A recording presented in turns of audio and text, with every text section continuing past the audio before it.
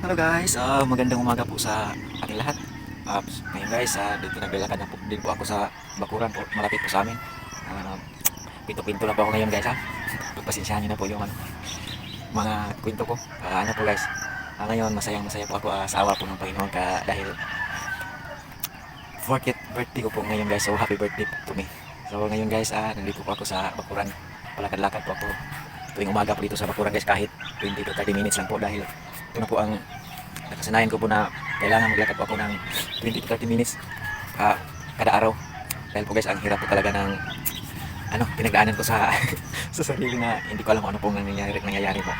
So bali guys, nagpinto lang po ako na kahit sa tuwing birthday ko po wala po akong handa, pero masaya po ako ngayon guys dahil sa awa po ng Panginoon umabot pa ako ng 40th birthday ko po ngayon. Dahil sa hindi nyo po ito tanong guys, so, nung 36 years old po ako, hindi po ganito yung hindi po ganito yung katawan ko na nangangayayat. Nung 36 years old po ako nung June 11, 2022, umatake po yung matinding palpitation ko. Tapos ang hirap po guys, 23, 24, 25, magpo 4 years na po guys. Wala po talaga akong masyadong puro pag-alala na po ang nangyayari sa akin hanggang ngayon dahil pag umaatake yung yung tawag doon sa aking mga sa Bisaya pamati guys, meron po pangyayari na hindi ko alam, yung biglang namamanhid dito guys, tapos dito ang hirap doon, dito pangako pamamanhid, tapos yung sa likod grabing pamamanhid guys, kasi yung sabato sa likod, sa bandang likod ng aking left side shoulder guys, as minsan dito naman po, at dito sa dibdib parang may parang ang init guys, at palaging may magtusok-tusok ng sakit, pati sikmura ko guys.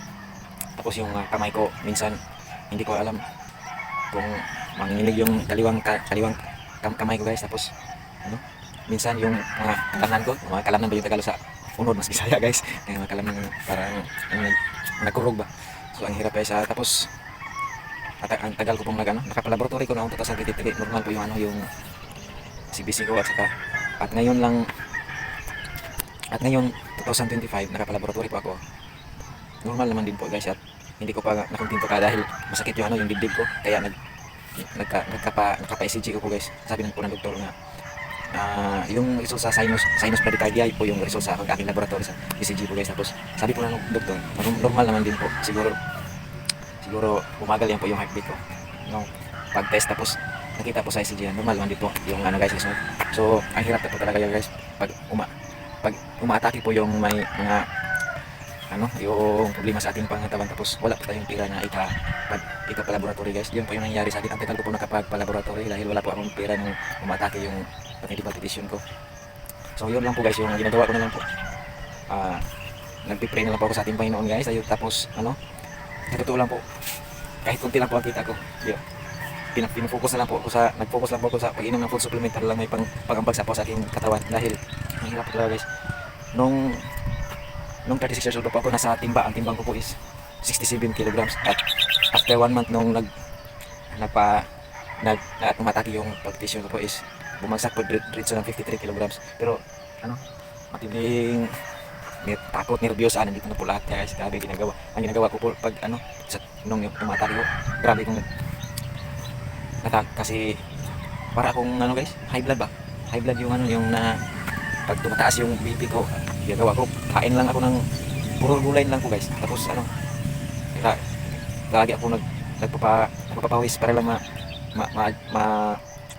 bumaba yung dahil pag may problema sa presyon ng dugo, siguro alam naman natin na kailangan mag-exercise. Tapos guys, grabe po ang takot ko po guys. Hanggang ngayon meron pang takot na lablabin kapag pumaypa yung dito sa dibdib guys, may tumutusok, at minsan para akong parang may bumara. So minsan guys, mayroong yung hangin dito, at saka hindi ko alam guys kung nangyayari sa akin, kasi ang hirap po talaga. Kaya ngayon nagpapasalamat lang po ako sa Panginoon na nung 36 years old pa po ako, sa pag umatake yung matinding palpitation ko guys, doon ko na sabi ko, hindi ko alam kung saan ako asa po ito mga akong kinakawang igladalaon. Pero guys, sa awa po ng Panginoon guys, umabot po ako ng 40, at hindi ko pa alam kung ano ang dumarating, at sana po wala na po to, dahil ang hirap na po guys. Napiktuhan na po ang aking ano ka na pamumuhay dahil hindi na po talaga ako nakapag-support sa aking pamilya dahil wala na po akong halos takot lahat ng mga gagawin ko. Andito na po ako sa aming probinsya, nagmamasada na lang po ng naghabal-habal driver guys, at minsan po ang hirap, ang init ng panahon, tapos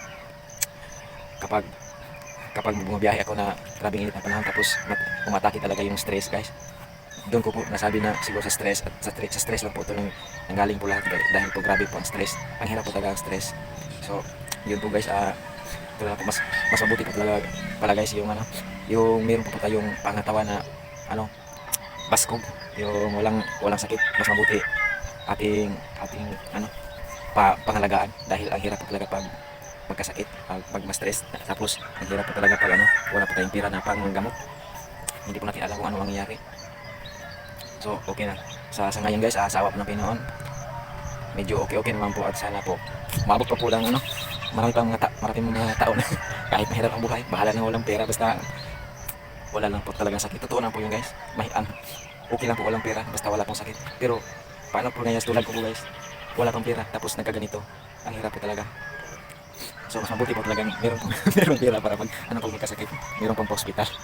So totoo po yun guys, ganito lang po yung mukha ko, pero grabe ang gastos ko kapag sa supplement, kasi doon lang po ako umaasa sa food supplement para pangambag, pagbibigay lakas na po sa aking pangatawan. Kaya dahil po hindi ko na po alam hindi ko po alam kung anong mangyayari, grabe ang takot ko po talaga guys. Pero kahit wala po akong malaking income, kulang na po talaga yung income ko po guys, dahil wala po akong ibang magagawa. Kaya parang takot na ako. Dati po takot po akong pumunta sa ibang lugar, pero minsan sa awa po ng Panginoon naka-adjust na po din po ako. Kaya minsan po pag pumunta po ako sa bayan ng Masada, mas stress din po ako dahil walang pasahero, walang pasahero. Tapos diyan po sabi ko po, hirap naman po itong pamumuhay. So wala po lang magagawa siya, kaya agwanta lang yun at istis lang po guys. At sana po sa totoo lang po guys, kahit sa pagkain mas stress po ako dahil pag kumakain po ako ng mga, sabihin na po natin mga bawal na pagkain, ang sasabihin, ang mapasok sa utak ko, kaya mangyayari sa akin dito, yan, kaya mas stress po ako guys. Kaya kumakain lang po ako ng yung bago pang umaraki yung vacation ko, ang ginagawa po, naggulay lang po ako at walang asin, walang timpla, walang asin, parang pinakuluan. Grabe ang hirap guys. Pero tinitiis ko na lang po at hindi ko alam kung ngayon ano pang mangyari. Basta pasalamat na po sa Panginoon dahil umabot pa ako ng 40. So thank you Lord. January 11 is my 40th birthday. Salamat Lord. So yun po guys, pinta po ako sa buhay dahil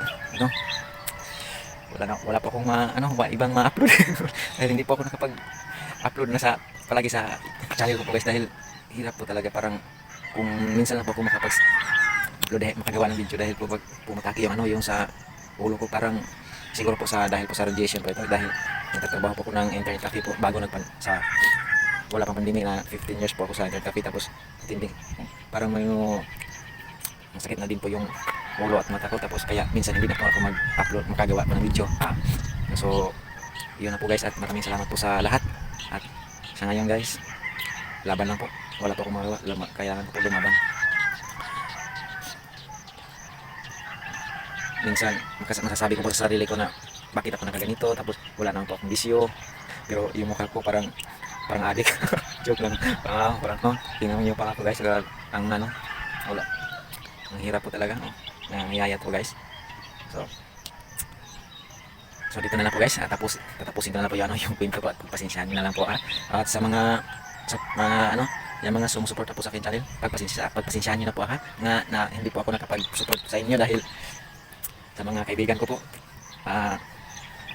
Salamat po, at pagpasensyahan niyo na po na hindi po ako palagi nakapag-support sa mga channel niyo po dahil hirap talaga, hirap na magbabad ako sa cellphone. So maraming salamat po sa inyong lahat, at sana po huwag po kayong magsawang sumuporta po sa akin channel, at God bless po sa ating lahat, at mag-ingat po kayo. At sa lahat po ng mga kaibigan at sa mga followers, daghang salamat.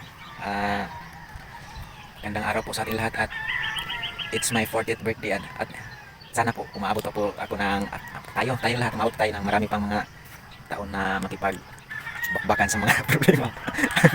So maraming salamat po, at kapit-kapit lang po tayo sa Panginoon Diyos. So guys, maraming salamat po talaga. God bless us all.